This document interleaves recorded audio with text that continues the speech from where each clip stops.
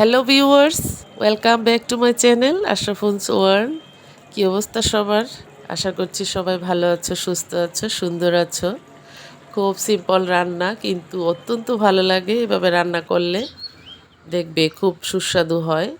আমি দিয়ে দিলাম এখানে 1 কাপ পরিমাণ সয়াবিন তেল, আর আমি এখানে দিয়ে দিব এলাচ, দারচিনি, তেজপাতা। এই গোটা মশলাটা তেলের মধ্যে দিয়ে দিলে কালার গ্রানটা ভালো আসে। আমি এখানে 1 কাপের বেশি 1.5 কাপের মতো পেঁয়াজ কুচি দিয়ে দিলাম স্বাদ মতো লবণ। এখন এগুলাকে ব্রাউন করে ভেজে নিব। মুরগি রান্না করে দেখাবো আজকে।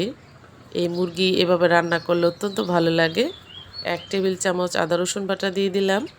এখানে রসুন বাটার পরিমাণ একটু বেশি, মুরগি রান্নাতে একটু বেশি দিতে হয় এই মশলাটা। এই যে দেখতে পাচ্ছ, আসল উপকরণ হচ্ছে টমেটো পিউরি। এই টমেটো দিয়ে আমি মুরগিটা রান্না করব। এখানে 2 কাপ পরিমাণ টমেটো পিউরি দিয়ে দিলাম। আমি এত টমেটো পছন্দ করি, আমার মন চায় আমি সব কিছুতেই টমেটো দিয়ে দিই। দেখেছো কালারটা কত সুন্দর এসেছে। দিয়ে দিলাম আমি এখন গুঁড়া মশলা, হলুদ মরিচের গুঁড়ো দিয়ে দিয়েছি, আর দিয়ে দিলাম ধনিয়ার গুঁড়ো। মাংস রান্নাতে একটু মরিচের পরিমাণ বেশি দিতে হয়, এতে টেস্ট বাড়ে। এখানে 400 গ্রাম মুরগি নিয়েছি, আমি কেটে ধুয়ে নিয়েছি, দেশি মুরগি। দেখতে পাচ্ছ, এগুলো এখন আমি মশলাতে কষিয়ে নিব।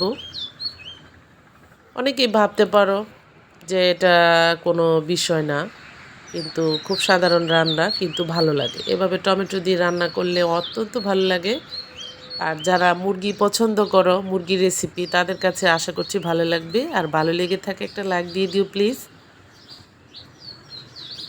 মুরগি থেকে পানি উঠবে, আলগা পানি ইউজ করতে হবে না এখানে। এটা দিয়ে রান্নাটা হয়ে যাবে ইনশাল্লাহ। দেখতে পাচ্ছ খুব সুন্দরভাবে কষিয়ে নিচ্ছি আমি মুরগিটাকে। বন্ধুরা, কে কে মুরগি এভাবে রান্না করো কমেন্ট করে জানিও। আর এভাবে রান্না করলে অত্যন্ত ভালো লাগে। টমেটো দিয়ে, শুধু টমেটো দিয়ে রান্নাটা করলে মুরগিটা অন্যরকম টেস্ট লাগে খেতে। দেখতে পাচ্ছ পানি উঠেছে, এই যে মাংসটা প্রায় হয়ে গেছে, আর বেশিক্ষণ লাগবে না, আর 10 মিনিটেই হয়ে যাবে। খুব সিম্পল একটি রান্না, কিন্তু খেতে অত্যন্ত ভালো লাগে। সাদা ভাত, রুটির সাথে অত্যন্ত পছন্দ আমাদের কাছে। এইভাবে মুরগিটা আমরা অনেক পছন্দ করি।